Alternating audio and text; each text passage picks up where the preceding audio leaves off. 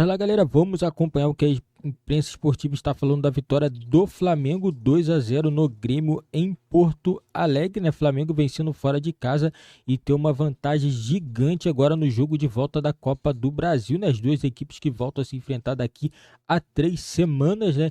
Então o Flamengo tem muito tempo ainda até enfrentar a equipe do Grêmio. O Flamengo tem Libertadores, tem Campeonato Brasileiro ainda pela frente, né? Mas foi um grande jogo do Flamengo, né? Na falar a verdade, o melhor jogo do Flamengo sob o comando do técnico Jorge Sampaoli, galera. E vamos acompanhar aqui mais um vídeo do nosso canal, link na descrição, Cresce Direitos Autorais.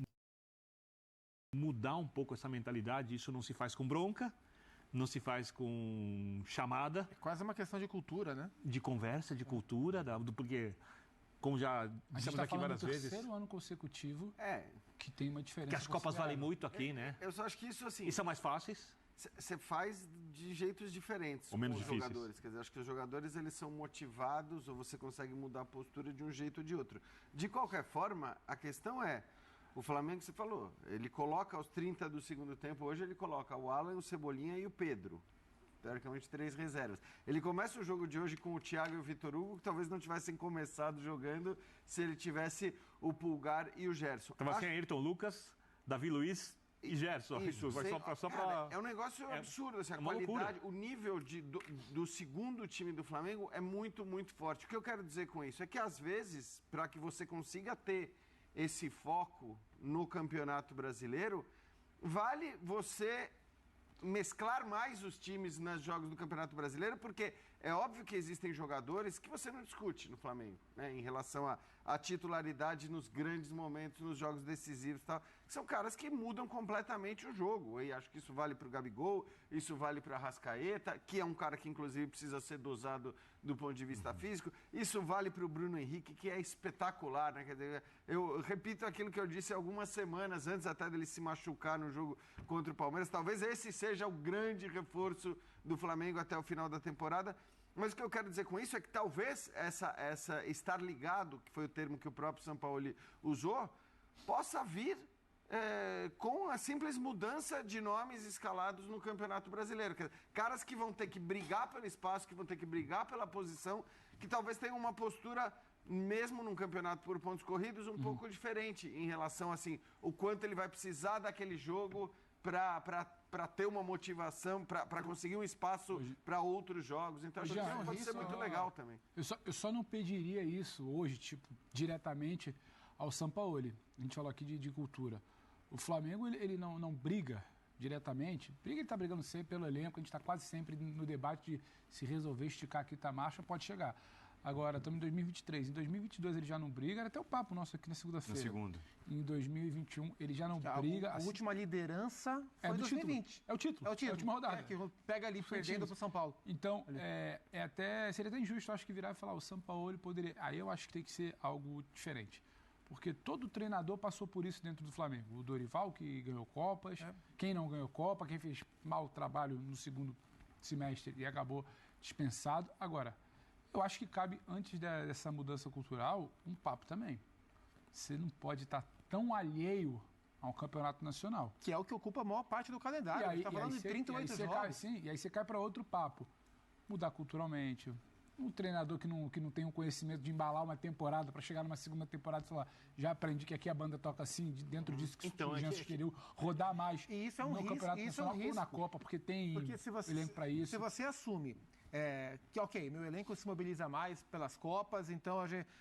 isso ele assumiu. Dado uma determinada rodada do Campeonato Brasileiro, já que a gente não vai ter mais chance mesmo, não acho que tem que ser agora, eu acho que o Flamengo... É cedo, né? O Flamengo abrir mão do Campeonato... O Flamengo, com esse elenco, abrir mão do Campeonato Brasileiro... Mas é emblemático, ele fala 16 rodadas, 16 rodadas e... Demais. Mas não é uma escolha racional. Mas em dado momento isso vai acontecer. Se as coisas não mudarem... Então, mas isso eu acho que não aconteceu de maneira alguma. Ele não deu nenhuma indicação disso, né, Zupa? Acho que assim, ninguém tá falando de abrir mão do brasileiro. Lembra da conversa sobre o Dorival ter escalado um time reserva contra o Palmeiras aqui no Allianz Parque e o Flamengo podendo se aproximar na tabela de classificação? Então, mas ali é diferente, desculpa, imagina. Só rapidinho. Ali eu acho que é diferente porque aquele era o jogo dos pontos corridos com a característica do jogo de mata-mata. Então, assim, é aquele jogo dos pontos corridos que você olha como um jogo decisivo, e aí, enfim, se você talvez coloca o time principal, os caras que têm essa postura em jogos como o de hoje, e não dá para ter, também é bom que se diga, não dá para ter essa postura que o Flamengo teve hoje, a intensidade que o Flamengo teve hoje. Teve um momento que o Flamengo tinha 67% de posse de bola e tinha, acho que eram 17 desarmes ou 15 desarmes contra 10 do Grêmio, o que é uma loucura, porque se você tá com a bola o tempo todo, você ainda tem mais desarme do que o seu adversário nessa proporção. É o que o São Paulo quer. É muita intensidade, é tudo que o São Paulo quer e não dá para ser assim todo jogo com o mesmo time. O que eu acho sobre o Campeonato Brasileiro, assim, não acho que a discussão é largar ou não largar agora, acho que não é esse o ponto. O que eu acho que não dá para o treinador e para a diretoria entenderem com normalidade o fato de que esse elenco se liga mais em Copa mesmo e assim, porque esse é um risco que você assume, porque o grosso da temporada é o campeonato em que esse grupo se liga menos. E aí você assume um risco grande de confiar de que essa chavinha vai ser virada a todo momento para a hora das Copas. E talvez não seja a todo momento. A gente viu na última temporada, embora o Flamengo tenha vencido as 2 Copas, o Flamengo bateu na trave para não vencer, principalmente a Copa do Brasil. O Flamengo esteve muito perto, esteve um pênalti perdido pelo Fagner de perder a Copa do Brasil. Pro Corinthians, o Vitor Pereira. E a Libertadores, até o Pedro Henrique ser expulso, era um jogo muito pau a pau entre Flamengo e Atlético. Então, assim, se esse time tivesse sobrando nas Copas, eu acho que esse entendimento de que o time se liga menos no Campeonato Brasileiro poderia até ser entendido como, é uma característica. Eu acho que o Flamengo e o Flamengo, eu digo diretoria e comissão técnica, tem que brigar para encontrar uma maneira de tornar o Campeonato Brasileiro também uma certa prioridade para o bem da temporada como um todo, porque ninguém vira a chavinha simplesmente... Mas você concorda que não é um debate imediato? Não, é uma questão cultural. O debate imediato que eu digo, agora o São Paulo resolve essa bomba aí que vem de 3 anos. Eu acho que é do interesse dele tentar resolver, né? Não tem solução mágica. São seres humanos. O que você está falando é indiscutível. É indiscutível. E todo torcedor do Flamengo sabe disso também. Eu só acho que acho que todo jogador fica feliz quando joga num time que joga bem. Só que eu acho que como o Flamengo tem jogadores muito técnicos e pegando o histórico dos principais jogadores do Flamengo, eu estou falando dos jogadores que estão desde 2019, contra o Gerson, nesse pacote, pegando os jogadores que estão chegando num segundo plano, porque estão chegando ainda, mas são jogadores tecnicamente muito bons. A primeira coisa para isso acontecer, para essa chavinha ser virada no Campeonato Brasileiro, é eles acharem bons jogos entre eles constantemente. Jogos como os de hoje. Sim. Eles precisam recuperar não só a confiança, não só saber que só tem, mas o prazer com o jogo que eles conseguem produzir em campo. Porque eles são jogadores que, em 2019, independentemente do sistema de jogo, independentemente de qualquer coisa, se retroalimentavam daquilo que eles faziam de bom em campo. E eles iam crescendo. Isso é uma coisa... E para isso acontecer, eu me coloco no lugar do técnico. Conversa é essencial. Diálogo sempre é importante. Liderança é importante. Porém, mais do que isso, é o Flamengo fazer bons jogos coletivamente que serão o bastante para que esse time consiga jogadas bonitas, passes bonitos, tabelas bonitas, gols bonitos, que são coisas que alimentam esses jogadores. Se o Flamengo fizer isso mais vezes na Copa do Brasil, no Campeonato Brasileiro, o time naturalmente fará mais jogos bons e naturalmente competirá mais no Campeonato Brasileiro. E até para pegar, então, esse seu gancho, de repente uma saída ou uma boa chave para isso é se apoiar nesse time de 2019? E por que pergunta? Porque se o Gerson pudesse jogar hoje, ele talvez seria titular ali como segundo volante, e porque o quarteto, mais uma vez, foi escalado. Não jogou bem contra o América, não funcionou, mas eles se conhecem muito bem e hoje estraçalharam na Arena do Grêmio Everton Ribeiro, Bruno Henrique, Luiz hoje também, né? Arrascaeta e Gabigol. Exatamente. Com o Gerson, eu não sei. Só faltaria o Arão, digamos assim, o Gerson segundo ali. Eu tenho dúvidas, por exemplo, na formação que estava, numa simples troca Vitor por Gerson, eu tenho dúvida se seria a melhor versão do Gerson. Porque na temporada não é. Então, exatamente. É brigando com o Bruno. Não é uma simples troca. Tem um fator chamado Bruno. A entrada do Bruno impacta em quem joga na lateral, impacta na posição. Então, é muita coisa ali para se mexer. E só para complementar isso da troca, quando eu falei que debate imediato, é que eu não acho justo empurrar da diretoria dos jogadores o problema ou o debate para o Sampaoli. Pois então, agora você dá um jeito aí, vê como é que você motiva a rapaziada. Tem um problema que a gente está falando de 3 anos. Aí o Sampaoli agora com um pouco mais de 3 meses de trabalho, ele que vai ter que lidar com isso. E eu entendo quando você fala de que, eu acho assim, o time de 2019 ele se retroalimenta. Parece que a cada jogo que jogava mais. E jogava mais porque estava com uma memória. Era uma festa. Só que a gente está falando de essa melhor versão, então, dita pelo Sampaoli, que é, eles se ligam mais, são só mais 10 jogos até o final da temporada. Isso indo às 2 finais. Sim. São 7 jogos de Libertadores, mais 3 de Copa do Brasil. Aí também eu acho que é aquilo da galinha e do ovo, tipo... Mas vai se retroalimentar com esses poucos jogos ou vai botar esse time para rodar mais sem essa mobilização do brasileiro? Nunca parou a tentativa e a busca pela construção do jogo que ele quer, que é um jogo muito mais parecido. Inclusive, ele fala isso, né? Ele fala na coletiva assim, ganha ou perca, mas jogando dessa maneira. Até porque me parece muito claro que ele é um cara muito apegado à maneira que o time joga, eu acho isso uma virtude. É o futebol que ele acredita. Eu acho isso uma virtude. E justamente por ele trabalhar aficionado pela maneira que o time joga, se o time não joga dessa maneira, o time dificilmente vai vencer. Tem times que conseguem vencer mesmo se fogem um pouco à proposta do seu técnico. Ele é tão apegado à maneira que o time joga que se não sair como ele quer, dificilmente o Flamengo vai vencer. Quando as coisas acontecem como aconteceram hoje, e o Jean trouxe o número de desarmes, o Sampaoli falou do perde pressiona o tempo inteiro, falou das 6 alturas do jogo, das 6 direções que o time correu, diferentemente do jogo contra o América, que o time só foi para frente e para trás, aí a coisa flui muito melhor e aí fica muito difícil de o Flamengo ser batido, como foi o nível do jogo de hoje.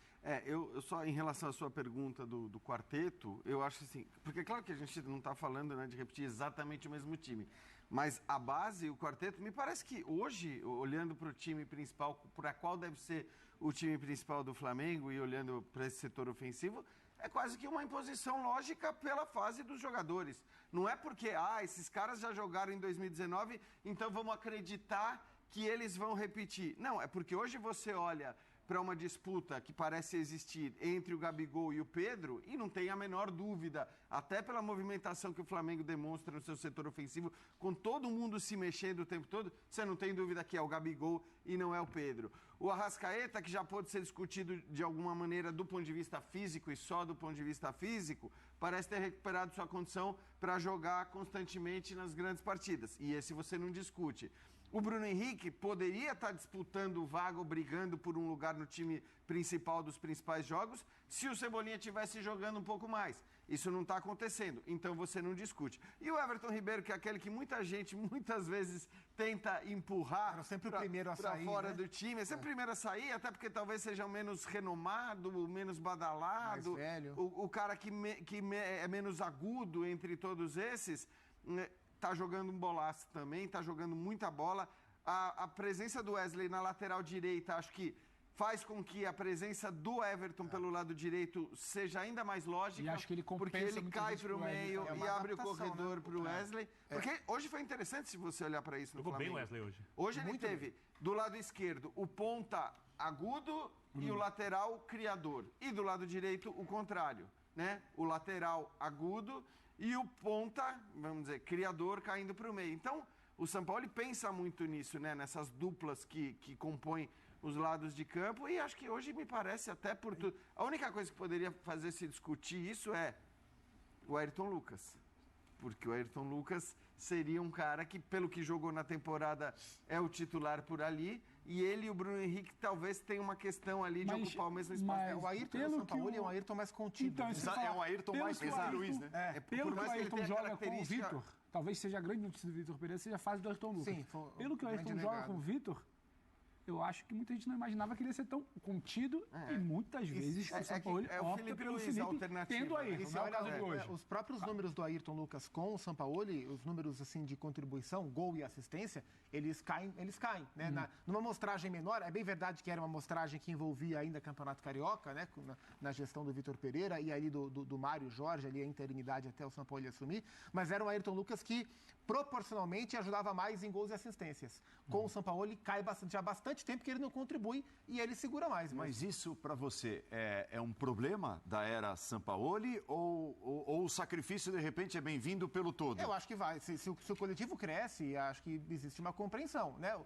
O ideal é que todo mundo esteja no seu melhor. Agora, se para a ideia do Sampaoli o melhor é ter que segurar o Ayrton Lucas e isso significar, mais para frente, ter um Ayrton Lucas mais contido com o Bruno Henrique espetado e isso funcionar, beleza. Porque do outro lado é uma adaptação, né? O Sampaoli joga com pontas. E o Vitor não teve o Bruno, é bom E frisar. no Flamengo, na direita, ele joga com um lateral, porque ele usa o meia para dentro e abre o corredor para o lateral, como se ele fosse um ponta. É uma adaptação, é quase que uma concessão que o Sampaoli faz das suas próprias ideias, utilizando, encaixando Wesley e Everton Ribeiro. Então, mas Galera, é isso aí, né? Com o Bruno Henrique, né? No caso, né? O Ayrton Lucas vai ter que ficar um pouquinho mais, não vai poder ir tanto, né? Subir todas as vezes como ele faz quando não tem o Bruno Henrique, né? Porque o Bruno Henrique já faz aquela posição ali com muita maestria, né? Sabe cruzar bem a bola, consegue achar o espaço aí dentro da área e sem pensar também que o Gabigol se entende muito bem com o Bruno Henrique e com o Arrascaeta também. Ele sabe onde se posicionar bem.